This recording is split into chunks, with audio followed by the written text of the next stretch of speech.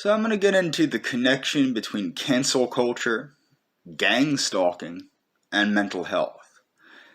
Cancel culture is basically at home in mental health. It was pushed by mental health before it was pushed by anyone else. And people that don't believe this aren't aware of mental health and the mental health industry and haven't worked in it.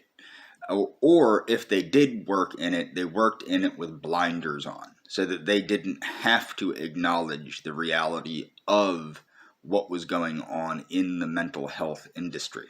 Okay, it's an industry like the industrial what do you call it, military industrial complex. You have a mental health industrial complex, and it is designed to make money. It is designed to And it is also designed to discredit and destroy anybody that disagrees with it. And it is used for political gain. One of the clearest ways that you can notice a political push by mental health is in regards to sexuality and sexual orientation, especially with homosexuality. Now, I have nothing against homosexuality. I don't care. This is what people don't understand. As far as gay marriage is concerned, I'm not for or against gay marriage. What I personally believe is that the government needs to get out of the marriage business. I do not believe the term marriage is a valid term anymore. I think they need to get rid of it. I think that if people that are socially conservative like me wish to live in a monogamous heterosexual union with children, that's our ability to do so, you know what I mean? And that the government shouldn't say anything about it. And I believe if two consenting adults, and that's the ticket there, consenting adults or more consenting adults, I don't care if people want to have polygamous homosexual marriages or polygamous heterosexual marriages or what have you. That does not get my goat. It never did. I don't care. But the fact of the matter is, this distortion of social reality came from the mental health field. And the mental health field is used to discredit people. I saw this years ago when I was at county meetings when they were pushing homosexuality, pushing the fact that we had to accept it as mental health workers. Okay? And if you didn't accept it, you were a bigot, okay? Well, in cancel culture, you're not only a bigot, but you're crazy. Okay, that's what you have to understand. They're using mental health to ostracize you and say you're crazy. Now, I remember at one of these county meetings, what I stated was, where do we draw the line with this persecution of people that refuse to believe unscience? And they go, what do you mean? And I go, well, what about global warming? Do you think people that believe in global warming are mentally deranged? And the one woman said yes. Well, the fact of the matter is, global warming isn't an undisputable fact. That's the truth, especially not anthropogenic global warming or climate change. It is not, the science is not settled. As we know from numerous links that I've posted, but the fact of the matter is, I explained how we would become like Nazi Germany or like the USSR, where our psychiatric system and our mental health system would not be used to help people to get better, which it hasn't really, to be quite honest. Anybody that's worked in mental health knows that for about the last century, nobody's gotten any better. Not really. Not by adhering to what goes on in the mental health community.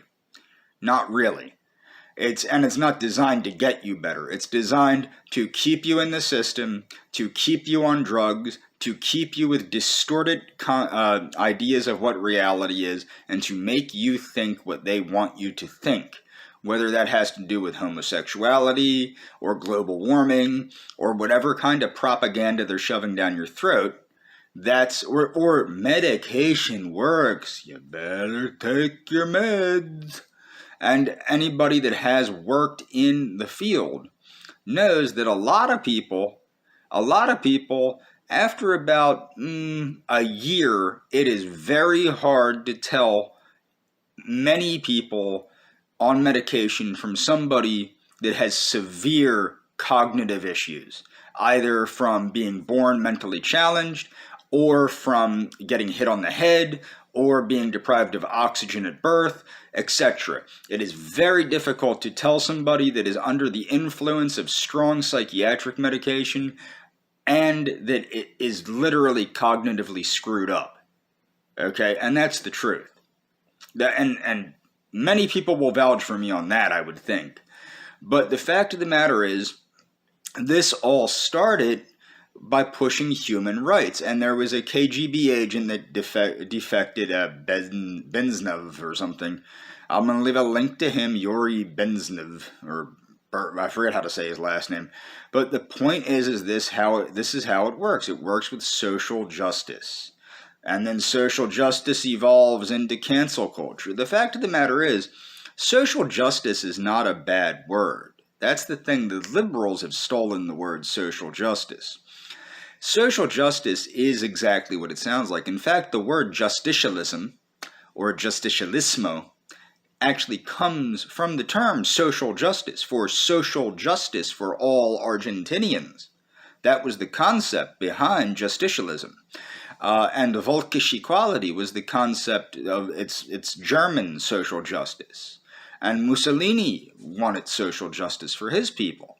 My point is that social justice has been hijacked by a group of people that were never meant to last this long.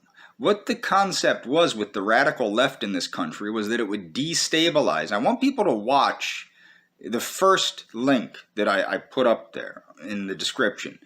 The radical left in this country was meant to destabilize this country so China or the USSR or something like that would move in and take over.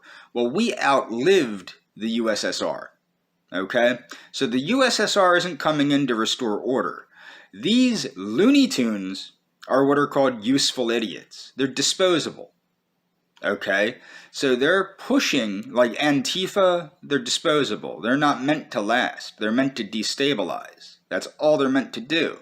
These gay rights people, I don't know if anybody's aware of the fact, but being a homosexual was not exactly legal in the USSR.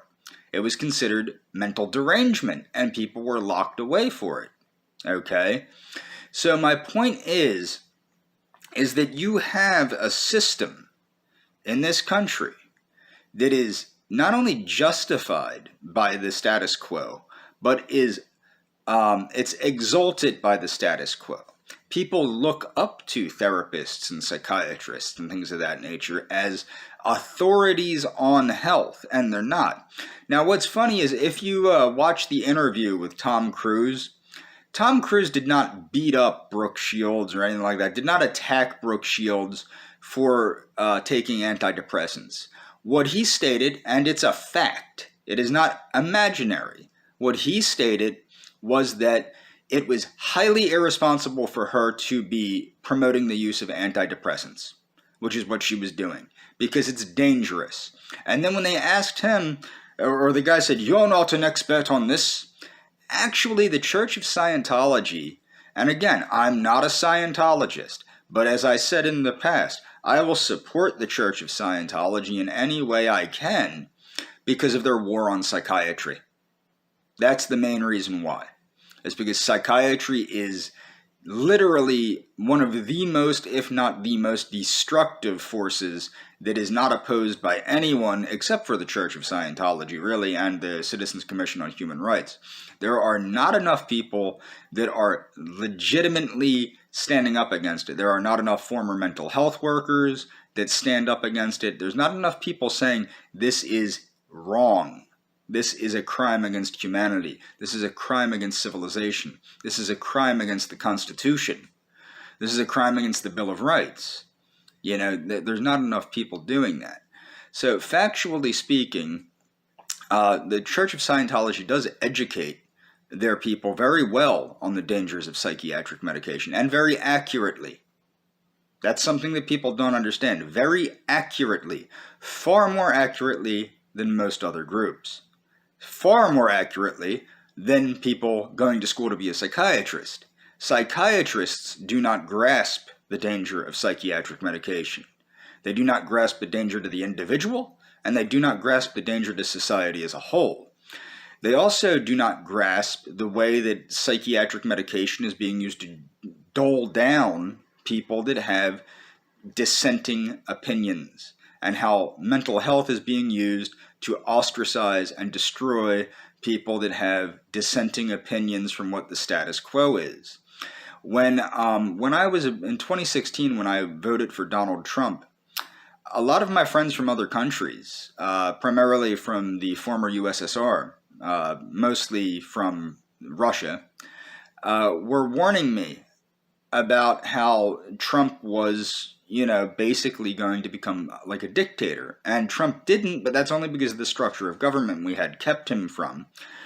But he tried to, and they were warning me because I was posting things that were not necessarily in sync with Israel. And they were saying, you need to get the hell out of the United States now, after he won. I'm like, nah, he's not going to do anything. The famous, he's not going to do anything.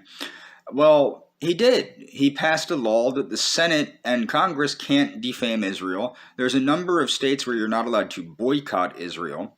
The point is that basically Israel matters more in this country than this country matters to this country, and that was because of Trump. And Trump was the status quo. You have to understand that. And this is how, and you have to understand like with the anti-Semitism thing. Essentially, if you say you disagree with Israel, you will be an anti-Semite, and that will be upheld. Okay? Now, one of Commander Rockwell's books is How to Get Out and Stay Out of the Nut House, I believe is the title of it. It's not hard. It isn't hard because I'm not going to get too into it, but I am somebody that was 302'd. I made a video about that many, I think about a year ago now.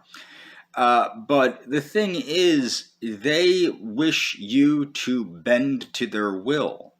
If you're not a complete idiot, you know what their will is. You know what they want to hear, and you know how to repeat it.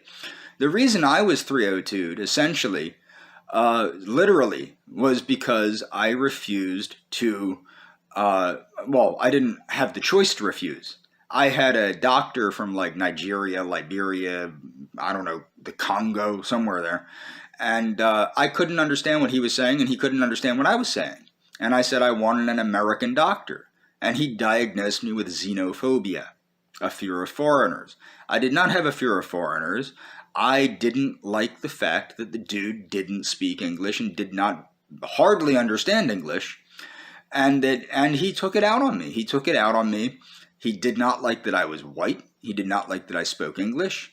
I signed how I got committed was I signed a 72-hour notice, and in the cafeteria, a little Jewish guy attacked me with a butter knife. Now, mind you, a metal butter knife, which I had to explain. And I took it from him and beat the crap out of him, which is what you do in that situation. And even the black psych techs that held me back admitted that I stopped resisting as soon as I knew I was safe. So that's the thing that I pointed out. Now, my public defender and I proved that at the time I did not suffer from an acute or chronic mental illness, but I was not allowed out. Why was I not allowed out? Because the system does what the system wants to do. And the benefit to the system, to the status quo of the mental health system, is the fact that a mental health patient has less rights than a criminal. You do not have the protection of the Constitution as a mental health patient because you are not considered mentally competent to make your own choices. And that is decided not by you, and not by your family members, and not by anybody else. That is decided by the psychiatrist, who is then, and the judge, I should say. The judge decides that. But the judge is part of the status quo. So what will happen in this country is you will see people being persecuted for their opinions on homosexuality, if they're heterosexual. You will see people being lambasted for believing in biological racial reality, meaning that race does exist and that it's not a social construct. You will see people being ostracized and locked up for believing in biological gender, chromosomally assigned gender. You will see a lot of horrors that you didn't think could happen in this country, but will be happening in this country under this new cancel culture. And this cancel culture comes not from the radical left per se. It comes from the radical left's creation of psychiatry. And who were the first psychiatrists? Radical leftists. Some of the most influential were people like Sigmund Freud and Wilhelm Reich. There are a lot of radical leftists in the mental health field that were seminal in the creation of mental health as we understand it today. And that is what you see happening in this country is the psychiatric field and the mental health industry are being used as an apparatus of punishment for people that are just, I won't say conservative, but just aren't crazy. They're trying to get you to believe scientific untruths, is what it boils down to. And if you don't believe that, you will be punished, is what is happening. And that's all for this video. Follow the links in the description.